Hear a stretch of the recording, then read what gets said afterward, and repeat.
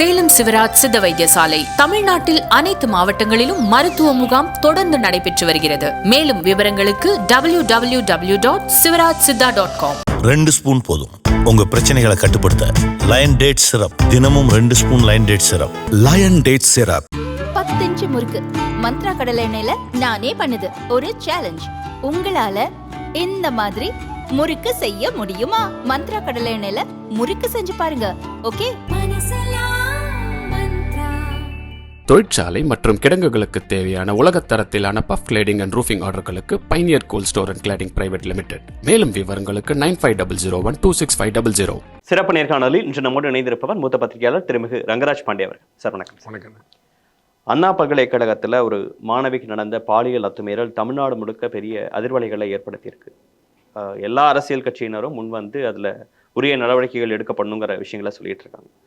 ரொம்ப சமீபத்தில் தற்போது இன்று காலையில் அண்ணாமலை அவர்கள் தமிழக பாஜக தலைவர் சாட்டையால் அடித்துக்கொள்ளும் ஒரு வினோத போராட்டத்தை எல்லாம் முன்னெடுக்கிற அளவுக்கு நடந்திருக்கு. முதல்ல இந்த அண்ணா பல்கலைக்கழக அந்த மாணவிக்கு நடந்த இஷ்யூவில் என்னென்ன விஷயங்கள்லாம் நடந்துட்டு இருக்குன்னு கமிஷனர் சொல்லிட்டு இருக்கக்கூடிய விஷயங்கள், ஆளுங்கட்சியின் தரப்பில் சொல்லப்படக்கூடிய விஷயங்கள், எதிர்கட்சியில் வைக்கப்படக்கூடிய அரசியல், இந்த பற்றின உங்களுடைய பார்வை என்ன சார்? நடந்தது ஒரு மிக துயரமான, வேதனையான, வெட்கப்பட வேண்டிய விஷயம். ஏன்னா ஒரு குழந்தை காலேஜ் போகுது அப்படின்னா நைட் எப்படி திரும்பி வருங்கிற கேள்வி வந்து ரொம்ப துயரமானது.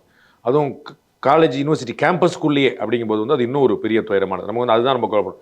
வெளியே எங்கேயுமே நடக்கக்கூடாதுங்கிறது அடிப்படையான விஷயம். பட் வந்து காலேஜுக்கு போகுது, ஸ்கூலுக்கு போகுது, வீட்டுக்கு இப்படி வந்து ரொம்ப வேற மாதிரி காலேஜில் சேஃபாக இருப்பாங்க அப்படிங்கிறது ஒரு அடிப்படை விஷயம். அதுவே கேள்விக்குள்ளாகும் போது அதுதான் ஒரு நம்மளுக்கு தெரிஞ்சிருக்கும். கமிஷனர் திரு அருண் போன்றவர்களுக்குலாம் நல்லா தெரியும். கொள்ளையெல்லாம் விட ரொம்ப மோசமாக ஒரு நாட்டோடைய சட்டம் ஒழுங்க வழிப்பறியில் தான் பார்ப்பாங்க.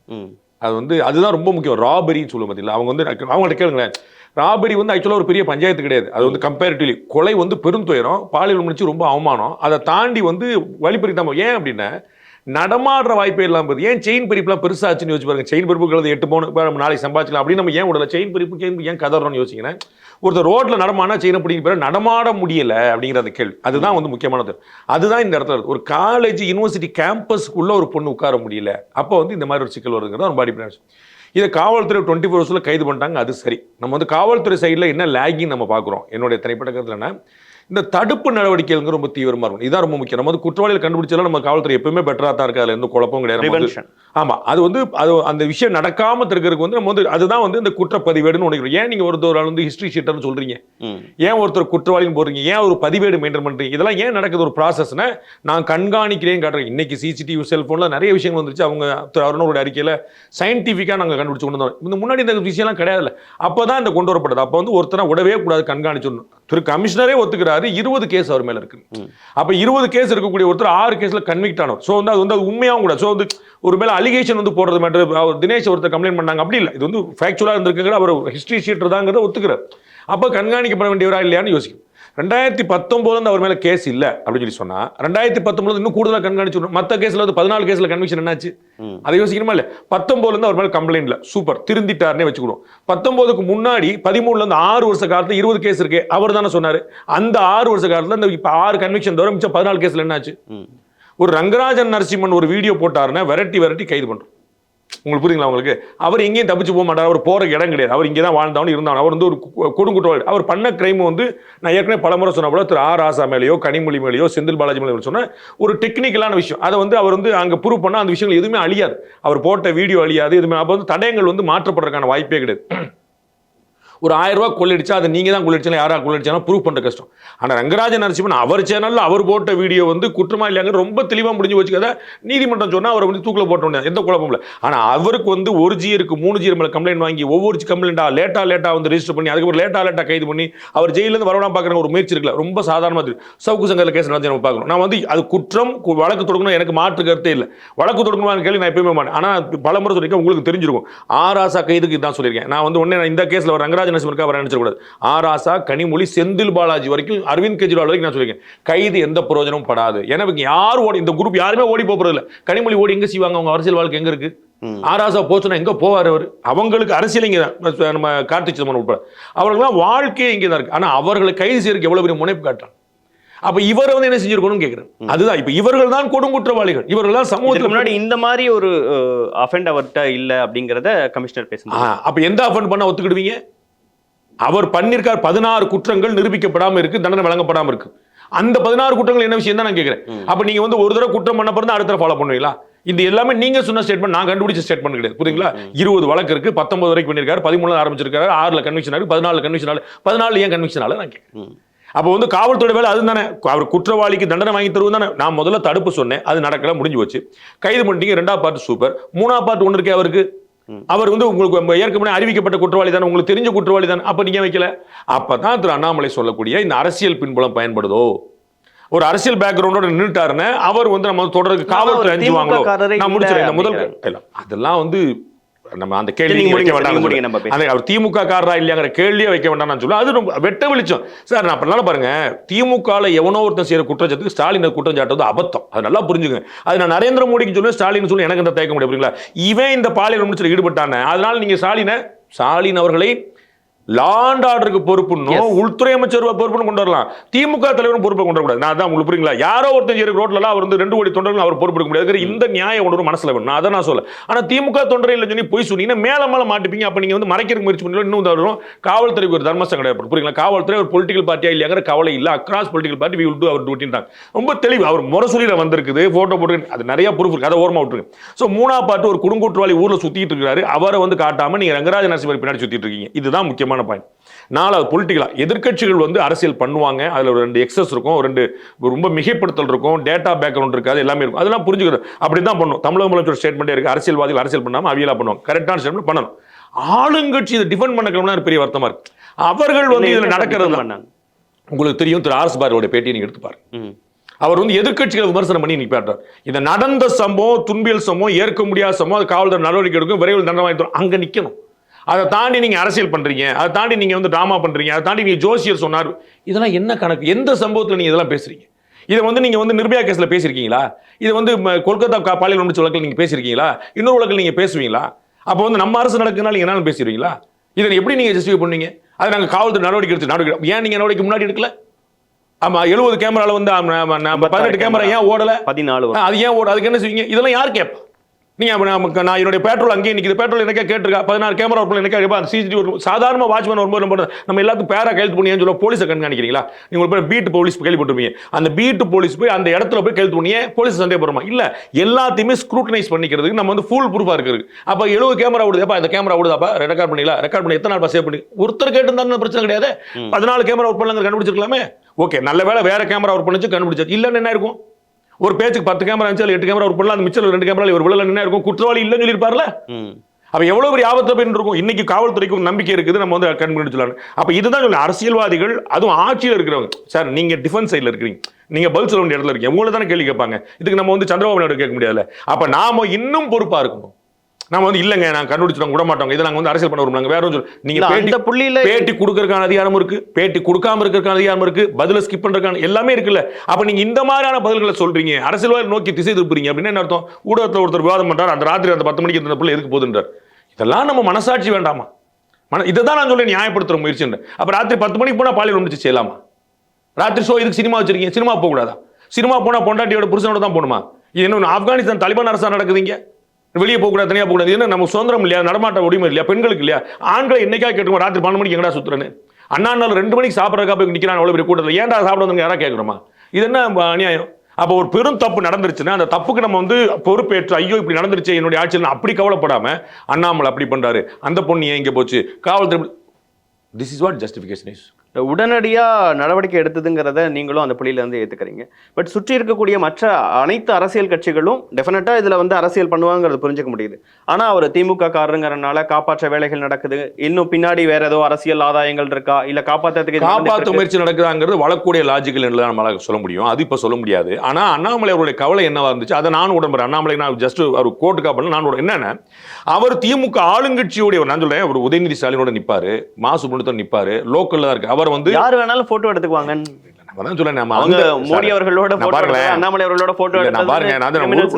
தினேஷ் சில அடிப்படை நியாயங்கள் இருக்குன்னு நான் எதிர்பார்க்கிறேன். நான் சொல்றேன், நான் உதயநிதி ஸ்டாலினுக்கு பொறுப்பு இருக்குன்னு சொல்ல, நல்லா புரிஞ்சுங்க. இது ஸ்டாலின் பொறுப்பு கிடையாது. நான் வந்து உங்களுக்கு முன் வந்து சொல்ல, நீங்க கேள்வி எழுப்பாமல, அது புரிஞ்சுங்க. நான் மாசுபடின தொடர்பு இருக்குன்னு சொல்ல, இது என்ன நெரேட்டிவ் ஏற்படும். நான் 24 மாசுபடினத்தோட சுத்துறேன், 24 உதயநிதி பின்னாடி இருக்கிறேன், முரசொலி என்னோட போட்டோ வருது, நான் கட்சி பத்திரிக்கை போட்டு அவர் திமுக காரருங்கெல்லாம் இல்லைன்னு மறுக்காதீங்க. அப்ப உங்களுக்கு தான் நோக்கம் இருக்குன்னு சந்தேகம், அது வேற விஷயம். அதனால திமுக காரருங்க நான் மாசுக்கு தொடர்பு இருக்குன்னு சொல்றேன், உதயநிதி தொடர்பு இருக்குன்னா முதலமைச்சர் பொறுப்பு சொன்னா இல்லையே அப்படிங்கிற. ஆனா திமுக காரரே இல்லைன்னு நீங்க ட்ரை பண்ணும்போது தான் உங்களுடைய நோக்கம் நீங்க கேள்விக்குள்ள. இந்த நீங்க சொன்னீங்களா, உங்க கேள்வி வச்சீங்க இல்லையா, அவரை பாதுகாக்க முயற்சி நடக்குதோ அப்படின்னு. அது நான் இப்போ வரைக்கும் சந்தேகத்து போல 24 hours அரெஸ்ட், இனிமேல் லாஜிக்கல் எண்டுக்கு போகும்போது தான் சொல்ல முடியும். ஆனா நீங்க இந்த எழுப்பின கேள்வி ஏன் வருது அப்படின்னா, அவர் திமுக காரரே இல்லை, அவர் தமிழரே இல்லை, அவர் சைதாப்பட்டக்காரரே இல்லை, அவர் ஆந்திரால என்ன புரியவில்லை. அதுவா அப்படி இல்லை, திமுக காரர் ரைட். ஸோ திமுக காரனா என்ன அர்த்தம் நினைக்க முடியும். ஒரு ஏடிஎம்ல கூட ஒருத்தர் வந்து ஒரு கண்ணக்களவு பண்ணிடுவாரு, பிஜேபி கூட ஒரு கொலை பண்ணிடுவாரு, அதுக்காக நரேந்திர மோடி அக்கௌண்ட் ஆக முடியுமா? அப்ப நீங்க அவருக்கு எங்க கட்சியே இல்லைன்னு போய் சொல்லும் போது அந்த பிரச்சனை வரும். அது ஒரு பக்கம் இருக்கட்டும். காப்பாற்ற முயற்சி பண்ணாங்களா இல்லையாங்கிறது என்ன அவர் அண்ணாமலை சொல்றாரு, நான் இதில் உடன்படுறேன்னு சொன்னேன். அவர் திமுகங்கிற போர்வையை பயன்படுத்திக்கிட்டாருன்னு சொல்ல, ஒரு ஷெல்டர் தேடிக்கிறாரு. அது ஒரு டாக்டிக்கலா இருக்கலாம், லாஜிக்கலா இருக்கலாம், ஐடியாலஜிக்கலா, அதெல்லாம் எனக்கு தெரியாது. ஆனா திமுக அவங்க சைதாப்பட்ட போலீஸ் ஸ்டேஷனை யோசிங்க சார், சைதாப்பட்ட போலீஸ் ஸ்டேஷனை யோசிங்க. அவங்க வந்து எப்ப பார்த்தாலும் பார்ப்பாங்க, மாசு கூடவே இருக்கிறாரு, உள்ள வந்து திடீர்னு உணவு வழங்குறாரு, திடீர்னு நிவாரணம் வழங்குறாரு, ஒன்னொன்னும் ஏதோ பண்ணிட்டே இருக்காரு. ஆனா டிஎம்கே காரங்க உள்ள இருக்காரு. 2019 மேல அப்புறம் மேல எதுவும் கன்வெக்ஷன் வரல, அவர் மேல கேஸ் எதுவும் வரல. அப்ப வந்து எதுக்கு சார் நம்மகிட்ட தேவையெல்லாம் போயிட்டு நினைப்பாங்களா இல்லையா? அதனாலதான் 14 கேஸ்ல வந்து ப்ரொசீஜர்ஸ் இல்லாம போச்சோம், டவுட் வருமா வரலையா? இதோட கேட்க 16 குற்றங்கள் 6 குற்றங்கள் கன்விக்ட் ஆனவர் ஒரு ஹேபிச்சுவல் ஆஃபண்டரா இருக்கிறதுக்கான வாய்ப்பு தான் அதிகமா இருக்கு. அப்ப 14 கேஸையும் பிடிச்சி உள்ள வச்சிருக்கணும். அவர் மாதிரி ஆட்கள் தான் உள்ள இருக்கணும். அவர் உள்ள இருந்தா அந்த பிரச்சனை கிடையாதுல்ல. அவர் இந்த மாதிரி குற்றங்கள் பண்ணது இல்லைன்னு வந்தா என்ன அர்த்தம்?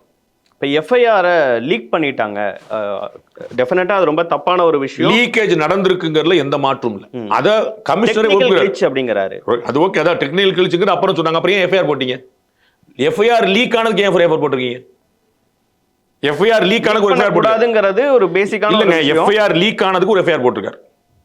when the commissioner is confident about the leakage, அது டெக்னிக்கல் கிளிட்ஜ் தான் அப்படின்னு தெரிஞ்ச போது ஏன் எஃப்ஐஆர் போடுறீங்க? அப்ப வெளியில விட கூடாதுல்ல. வெளியில விட்டா சர்க்குலேட் பண்ணவங்க, அது யாரோ ஒருத்தர் இல்ல. நான் இங்க சரி பிரச்சனை வந்து எங்க இங்க இருந்து வெளியே போய் தானே வருது. இந்த வீட்ல இருந்து பொருள் போயிருச்சு, அப்ப 10 கை சுத்தும். புரியுங்களா? உங்களுக்கு தங்கத்தை நாக்கடையில் அடமானீங்கன்னா 10 கை சுத்தும். அப்ப 11ஆவது கைக்கு தங்கத்தை எடுக்க வேண்டியது அது ஒன்றும் இல்லை. ஆனா இங்க இருந்து எப்படி போச்சு, அதான முதல் பிரச்சனை.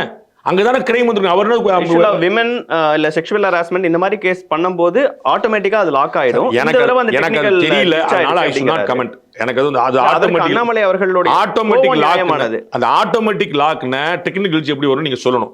டெக்னிக்கல் கிளிட்ஜ் வந்து பிஎன்எஸ் வந்து இத்தனை நாள எந்த தமிழ்நாட்டில் நடந்த முதல் பாலியல் வன்முறை கிடையாது. பிஎன்எஸ் அமலாக்கப்பட்ட பிறகு முதல் பாலியல் வன்முறை கிடையாது. இந்தியாவில் முதல் பாலியல் வன்முறை கிடையாது.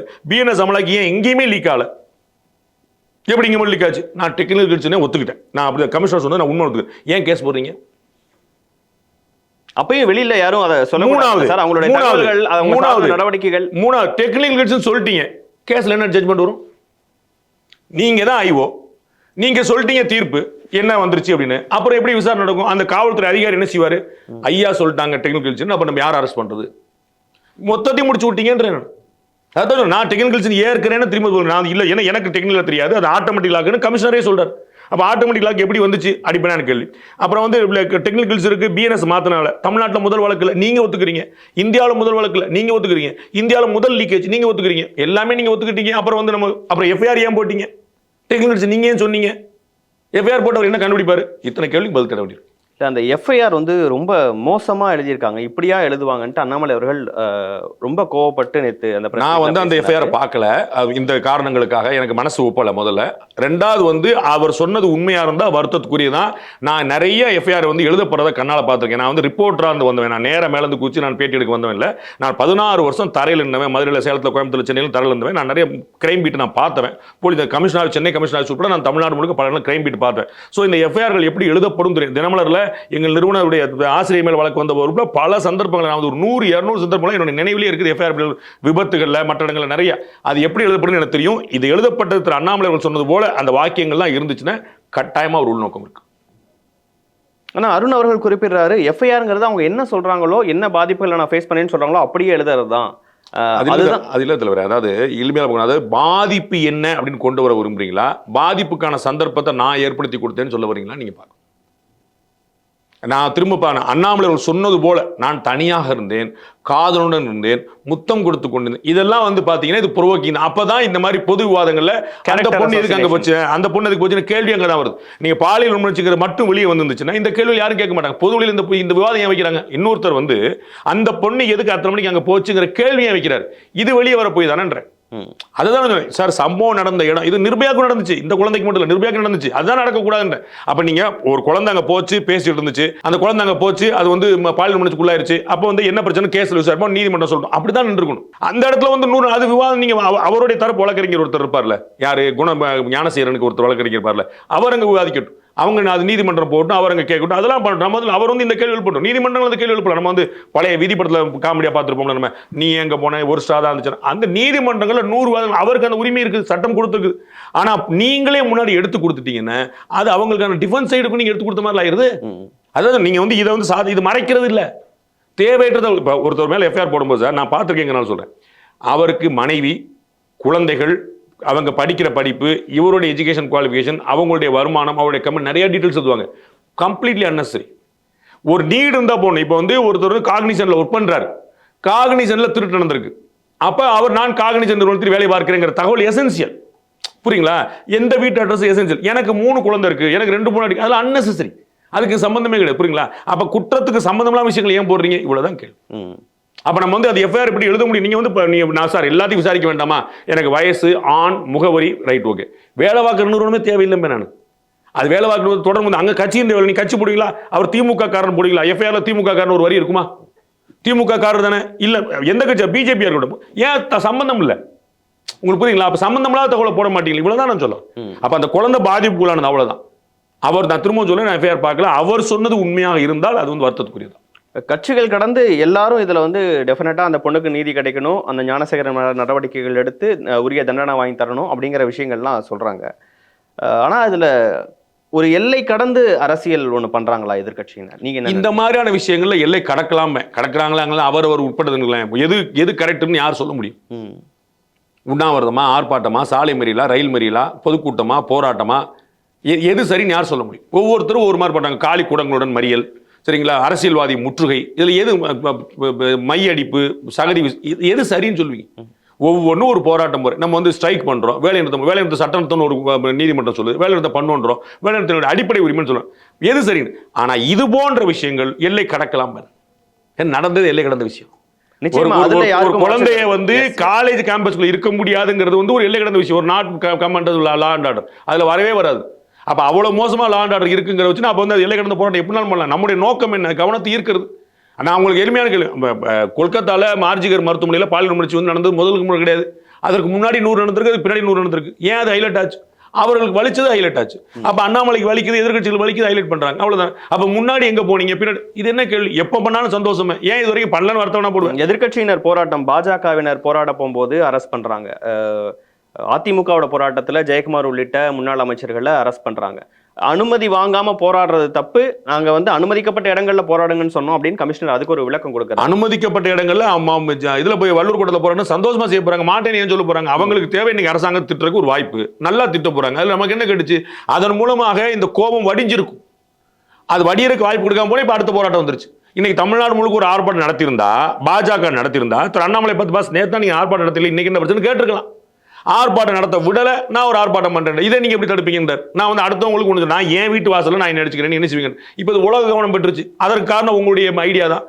நீங்க யோசிக்கிறீங்க சரியா கையாள எடுத்து அடிக்கிறது, இதெல்லாம் தமிழ்நாட்டு வரலாற்றிலேயே இதுவரை இல்லாத. நீங்க கேள்விப்பட்டதுல அரசியல்வாதி செஞ்சதுன்னு சொல்லுங்க. தமிழ்நாட்டுல ஒவ்வொரு கோயில் வாசல்லையும் ஒவ்வொரு ஹிந்து, ஒவ்வொரு தமிழன் எல்லா கோயில் வாசல் இருக்கு. முருகன் கோயில் வாசல, காளியம்மன் கோயில் வாசல, சிவன் கோயில் வாசல. நான் எங்க ஊர்ல 100 பார்த்திருக்கேன். எல்லாரும் வீட்டு வாசல் நடக்கும். இதை வந்து நேர்த்திக்கடனா வச்சு 100 பேர் விடுவாங்க. அந்த பூம்பு மாடு வச்சுட்டு வர்ற மாதிரியே, பூம்பு மாடு வச்சுட்டு வர இப்படி ஒரு நேர்த்திக்கடனா இருக்கும். அதே மாதிரி வந்து சாட்டையால் அடிச்சுக்கிட்டு யாசகர் உட்பட தமிழ்நாட்டுல இந்து மதத்துல இது ரொம்ப பழசு. இந்த வேதனை நான் எனக்கு பயன்படுத்திக்கிறேன், இந்த வேதனை நான் வந்து எனக்கே நான் கொடுத்துக்கிறேன். நான் ஒரு அரசியல் தலைவராக இருந்து இந்த குழந்தையை காக்க முடியாத இடத்துல வந்து இதுக்கான அரசியலுக்கு வந்தேன் அப்படின்னு என்னை நானே பழிச்சுக்கிறேங்கிறதுக்கான விஷயம். இதில் எப்படி தப்பு சொல்ல முடியும்? செருப்பு போட மாட்டேன், சாட்டையை எடுத்து அடிச்சுக்கிறது அப்படின்னு அவர் வைராக்கியத்தோட விளைவுகள் இதெல்லாம். நம்ம வந்து சாட்டை எடுத்து அடித்தாலும் அடிக்க முடியாதுல்ல, யாரையும் அடிக்க முடியாதுல்ல, சட்டம் அதுக்கு அனுமதி கொடுக்காது. அப்போ என்ன அவர் கையாளாமல் இருக்கிறார், என்னால் ஒன்றும் செய்ய முடியல. அப்போ இதுக்கு அரசியலுக்கு வந்தேன்னு கேட்குறேன். நான் காவல்துறையிலேருந்து எனக்கு ஆக்ஷன் எடுக்கிறதுக்கு வாய்ப்பு இருந்துச்சு. அதை நான் விட்டுட்டு நான் இங்கே வந்திருக்கேன். இன்னும் பெரிய வாய்ப்புகளை தேடி இன்னும் பெரிய விஷயங்களை செய்ய முடியும். நம்ம வந்து நிறைய விஷயங்கள் சட்டத்தை மாற்ற முடியும், திட்டத்தை மாற்ற முடியும். 4 கொண்டு 3 வருஷமா அரசியலுக்கு வந்து என்னால் ஒன்றும் பண்ண முடியாது. இந்த குழந்தை மாதிரி பாதிக்கப்பட்டு நான் பார்த்துட்டு இருக்கிறேன். அப்போ என்ன செய்யுது? இந்த லட்சணத்தை தான் அரசியல் பண்ணிட்டு இருக்கேன். தன்னால் பண்ணிக்கிறார். இதுக்கு தான் நான் அரசியலுக்கு வந்தேன்னா அவர் தன்னுடைய வேதனை வெளிப்படுத்துறாரு. என்ன தப்பு சொல்ல முடியும்? நீங்க சிபிஐ மாநில செயலாளர் முத்தரசன் அவர்கள் குறிப்பிடாரு, முதிர்ச்சியற்று அவர் நடந்துக்கிறாரு அப்படிங்கிறாங்க. மகாத்மா காந்தி வந்து சாகு வரை உண்ணா இருந்த போது இப்படிதான் சொன்னாங்க. ஒரு புது போற அஹிம்சை வரும்போது இதான் சொன்னாங்க. அஹிம்சை வரும்போது கட்சிக்குள்ளேயே அது வந்து கட்சிக்குள்ளேயே வந்து பல பேர் வந்து இது மிதவாதம் பயம் தீவிரவாதம் பெருசா வந்துச்சு. இது வந்து ஏற்க முடியாதுன்னு வந்துச்சு. அவர்களை வந்து அவன் நம்மளை அடிக்க வருவான், அடி வாங்கிட்டு இருக்கணுமா, என்ன பைத்தியக்காரர் தான் வந்துச்சு. அப்ப தன்னைத்தானே வறுத்துக் கொள்கிற அஹிம்சை முறைங்கிறது நம்ம நாட்டில் உள்ள பாலகாலம் உள்ளது. ஒவ்வொரு தலைவர் ஒரு முன்னெடுக்கும் போது புதுசா இருக்கும். அவ்வளவுதான், வேற ஒண்ணுமே கிடையாது. இல்ல, பாஜகவை ஆதரிக்கக்கூடியவங்க மோடி அவர்கள் பிரதமர் ஆகணும்ட்டே சொல்லக்கூடிய எஸ்வி சேகர் இப்போ ஒரு அண்ணாமலை அவர்களுக்கு பாஜகவுக்கு எதிர்நிலைப்பாட்டில் இருந்தாலும் இது வந்து ரொம்ப ஒரு நடிப்புக்காக பண்ற மாதிரி இருக்குங்கிற ஒரு விமர்சனங்கள் வருது. நடிப்புக்குன்னே வச்சுக்கோங்க. காலையில 10 மணிக்கு ஆரம்பிச்சு சாயந்தரம் 5 மணிக்கு முடியக்கூடிய உண்ணாவிரதம் யாருமே நடிப்புன்னு சொல்ல. ஆர்ப்பாட்டம் மட்டும் அடுத்த 1/2 மணி நேரத்தில் அவங்க கூடி குழாவக்கூடிய அரசியல் கட்சியில் நம்ம வந்து சொல்ல. எதிர் கொள்கைகள் வச்சுட்டு சொல்லி கூட்டணி வச்சிருக்கக்கூடிய கொள்கைகளை கேலி பண்ணல. கொள்கை முரண் சொல்லிட்டு அவங்க கொள்கை நாங்கள் ஏற்க மாட்டோம் சொல்லிட்டு எங்களுக்கு உடன்பாடு இல்லைன்னு சொல்லிட்டு அவங்க நகைப்புக்குள்ளாகல. தமிழ்நாட்டில் சட்டம் ஒழுங்கு சரியில்லை, ஆனால் நாங்கள் திமுக கூட தொடருவோம். அது நகைப்புக்குள்ளாகல. திமுக ஆட்சியில் பெண்களுக்கு பாதுகாப்பு இல்லை, ஆனால் திமுக கூட தொடரும். அது நகைப்புக்குள்ளாகல. எது நகைப்புக்குள்ளாகணும்? சார், நீங்க ஒரு கட்சி நடத்துறீங்க, எங்களெல்லாம் காப்பாத்திங்கன்னு சொல்றீங்க. அப்ப நீங்க வந்து ஐடியாலஜிக்கல் ஸ்ட்ராங்கா இருக்கணும்னு சொல்லுங்க. நாங்க கூட்டணி விட்டு போக மாட்டாங்க, ஆனா நடக்கிற ஆட்சி சரியில்லைங்க. எது நகைப்புக்குள்ளாகனு சொல்லுங்க. இதெல்லாம் சொல்லுகிறவர்கள் நகைப்புக்குள்ளாகல. ஒரு குழந்தையோட பாதிப்பை கேட்டு ஒருத்தர் போராடுறாரு, அவர் நகைப்புக்குள்ளாரு. யோசிங்க. இல்ல, நீங்க இந்த மாதிரி ஒரு போராட்டம் அவசியம் இல்ல தேவைன்னு நினைக்கிறேன். நான் முதலே சொன்னேன் அவங்க இப்படி வருத்திக்கிட்டு தமிழ்நாட்டுல நான் முதலே சொன்னேன், நீங்க கவனிக்கல. திரு அருண் அவர்கள் சொன்னது போல சொன்னேன். ஒவ்வொரு முறை ரிப்பீட் பண்ணாம வந்து முதலே கவனிச்சா சரியா போறேன். அவர் நான் நம்ப தெளிவா சொல்றேன்.